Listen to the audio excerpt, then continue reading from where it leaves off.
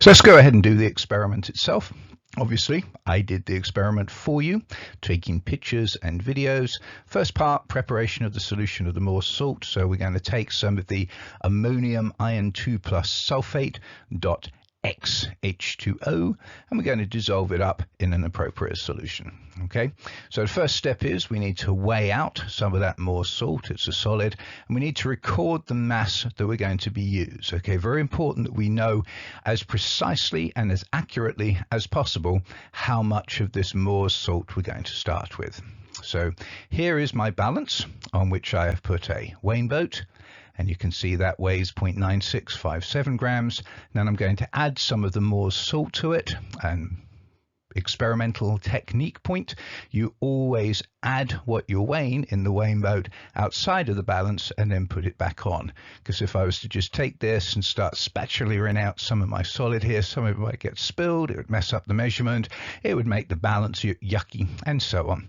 So anyway, I took this weighing boat outside the balance, I added some of this lovely sort of a pale turquoise almost Mohr salt solution to it, and then reweighed it, and now it's 5.0344 grams. So your first little calculation will be how much actually did I weigh out of my Mohr salt. And I took that, put it into a conical flask, added 50 cubic centimeters of sulfuric acid, because remember we need to be in acidic conditions, stopped it and shook it for 5 minutes. I timed that, don't really see why we had to time it, to dissolve the salt, and just to prove that I did. There is the picture of the conical flask with the stopper in it, and hopefully you can see there's no solid left in there undissolved. So, having dissolved it up, I now transfer the solution to a 100 cubic centimeter volumetric flask. This is what a volumetric flask looks like. It's got a sort of bulbous bottom, although the actual bottom itself is flat. And then it has this skinnier neck going up there, and there's the stopper. So I put my solution in there, added that more sulfuric acid to make it up to the 100 cubic centimeter mark. This was a 100 cubic centimeter volumetric flask, and when I added it up to that mark, you can see it right there. There's the meniscus of the solution right at the mark itself. So that was part one of the method, nice and easy, making up a 100 cubic centimeter solution that contained all that Mohr salt that we weighed out in a previous slide. Part two, we're going to do the titration now. We're titrating it with a solution of potassium permanganate. So rinse a burette with a small volume, 0.02 moles per cubic centimeter, potassium manganate 7 solution, that's the permanganate, and then fill the burette with that same solution.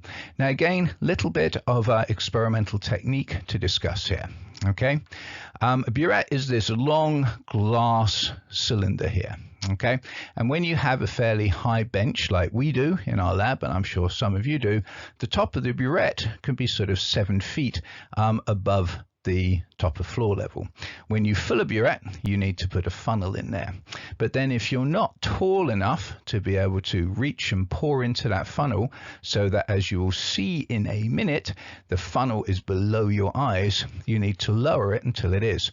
And a lot of times that will involve actually the burette sticking off the edge of the bench. So here you can see my burette sticking off the edge of the bench, and then a very embarrassing picture coming up. Now I can see the top of the funnel when I do it. That is me, not Santa Claus or anything silly like that. And now I can fill it up using my nice purple permanganate solution, or manganate 7 solution, again using the funnel there. Now you can't see it beautifully here, but this is actually above the 0 mark. Okay, so anyway, one sentence, but does require some significant experimental considerations. Next step, we're going to use a 25 cubic centimeters pipette and a pipette filler provided, measure out 25 cubic centimeter sample of the Mohr solution into a clean 250 cubic centimeter conical flask. So here again, going to my general picture, this is a 25 cubic centimeter pipette that has a pipette filler on the top of it. If I look more closely at my pipette filler, there's the 25 cubic centimeters.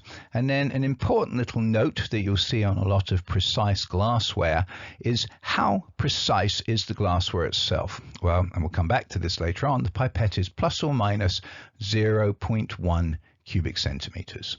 So anyway, I use this to suck up enough of my Mohr's solution, and there it is there. You can see the meniscus just touching the very, very right mark at the top of the pipette. So next step, using 25 cubic centimeter measuring cylinder, measure out 25 mils of Mohr acid in there. Fast question I would have had for you if you had been here in person. Why am I using a measuring cylinder for an acid? A measuring cylinder is precise to within plus or minus 1 cubic centimeter, whereas for the Mohr's salt I used the graduated pipette, much more precise to within 0.1 cubic centimeters. What's the difference? Well, the difference is that the sulfuric acid is just there to make it an acidic environment. 24, 26 cubic centimeters, who really cares? On the other hand, the Mohr's salt solution contained one of the important reactants in the reaction, the Fe2+. If I'm going to do any kind of calculations, I need to know as precisely as possible how much of the reactants I'm using. Anyway, now we're going to go ahead and titrate this by adding potassium manganate 7 from the burette till the first permanent pink color is seen after swirling. So here is my burette. I'm starting at 0. You don't have to start at 0. You can start wherever you want as long as you record it and it's easy to read. And quickly point out, burettes are even more precise than the graduated pipette that I used. This burette is plus or minus 0.05 cubic centimeters.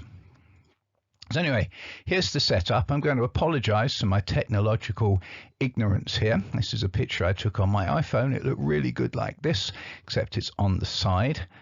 There is my 250 cubic centimeter conical flask. It contains the 25 mils of the Mohr's solution, nice and precisely measured, another 25 mils of the acid.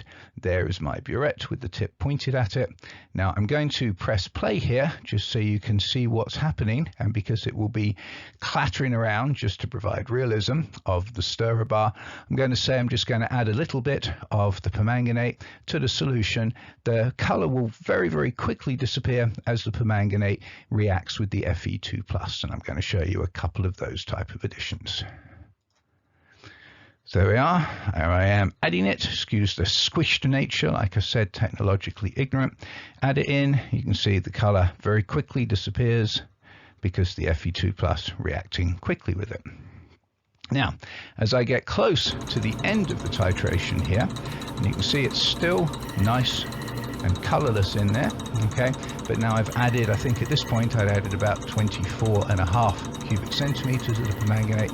So again, let me give you the squished up view of the whole thing. What I want you to see here is, first of all, the first little addition of the permanganate, and the color goes away, but it doesn't go away as quickly. And then the second, it doesn't go away as quickly. Add it, see it persists a little while. Add a bit more, persists a little bit more, add a bit more, and now it stays pink. And the reason why it's staying pink there is because I've used up all the Fe2+. So in other words, I've reached the equivalence point of the titration, and now you can see the end point because that last little drop of the potassium permanganate that I added didn't react, and so it stays purple, except of course it's so diluted that diluted purple is pink. Okay, so that pink color is unreacted potassium permanganate because I'd used up all the Fe2+. How much potassium permanganate did I have to add?